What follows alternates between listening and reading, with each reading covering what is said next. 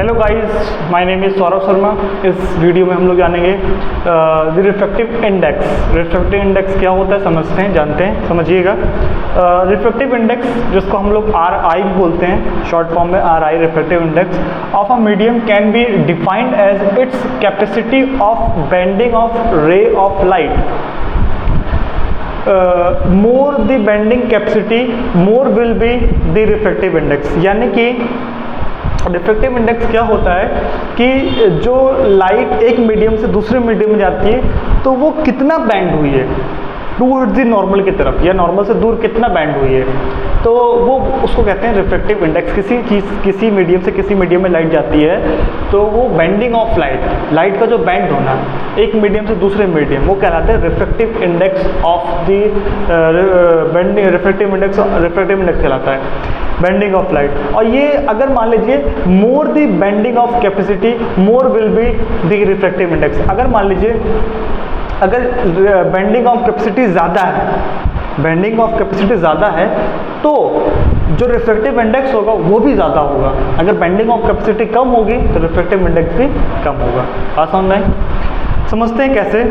या अगर हमें पूछा जाए कि how to read refractive index equation, अब हमें कैसे पता चले, हम कैसे इक्वेशन को रीड कर पाएंगे कि ये रिफ्रैक्टिव इंडेक्स इक्वेशन है, समझिएगा।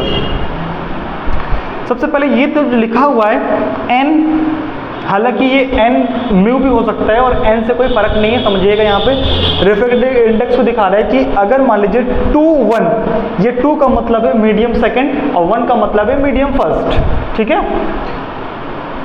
ऐसे लिखा हुआ है, इसका मतलब होता है कि लाइट जो है refractive index of medium second, यानी कि रिफ्रैक्टिव इंडेक्स हमें बता रहा है कि refractive index of medium second, जो रिफ्रैक्टिव इंडेक्स मीडियम सेकंड का with respect to medium one, यानी कि जो रिफ्रैक्टिव इंडेक्स मीडियम सेकंड का किसके रिस्पेक्ट में, with respect to medium one. अगर ऐसा लिखा हुआ है इसका मतलब ये है कि रिफ्रैक्टिव इंडेक्स मीडियम सेकंड का विथ रिस्पेक्ट टू वन।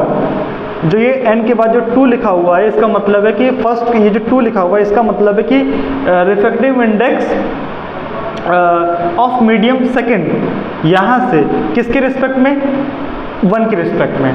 जो बाद में लिखा होता है हमेशा उसके रिस्पेक्ट में। ये लिखा हुआ है n12, यानी कि refractive index of medium 1 with respect to medium second. बात समझ पाए कि नहीं? क्लियर है? अगर इसको ऐसे ग्लास और वाटर के को कंसीडर करके देखें तो, यानी कि NGA, G का मतलब ग्लास, A का मतलब एयर, तो इसका मतलब हो जाएगा refractive index of medium glass, यानी कि ग्लास का रिफ्रैक्टिव, जो ग्लास वाला मीडियम है उसका रिफ्रैक्टिव इंडेक्स किसके रिस्पेक्ट में, with respect to air, so with respect to water के रिस्पेक्ट। अच्छा, ये A लिखा हुआ है, ओह यहाँ पे मैंने वाटर लिख दिया, with respect to air, with respect to what, air. बात समझ पाए कि नहीं? हालांकि ये ग्लास और वाटर है तो यहाँ पे मैं W कर लेता हूँ, with respect to water, with respect to water, यानी कि रिफ्रैक्टिव इंडेक्स ग्लास का किसके रिस्पेक्ट में, वाटर के रिस्पेक्ट में। तो यहाँ पे भी ये W हो जाएगा। अब मैंने W को पहले कर दिया, ये G बाद में हो गया, यानी कि refractive index of water with respect to glass. समझिएगा, जो बाद में होता है उसके रिस्पेक्ट में पहला वाला फाइंड आउट होता है, या पहले वाले बाद वाले के रिस्पेक्ट में पहला वाला कंसीडर करते हैं। समझ पा रहे हैं? यानी कि अगर ऐसा लिखा हुआ तो मतलब जो विद रिस्पेक्ट, मतलब जो ये W है इसका मतलब refractive index of W, medium W with respect to जो बाद में लिखा हुआ है वाटर के या ग्लास के। बात समझ पा रहे हैं? क्लियर है? ठीक है, आइए इसको और ज़्यादा समझते हैं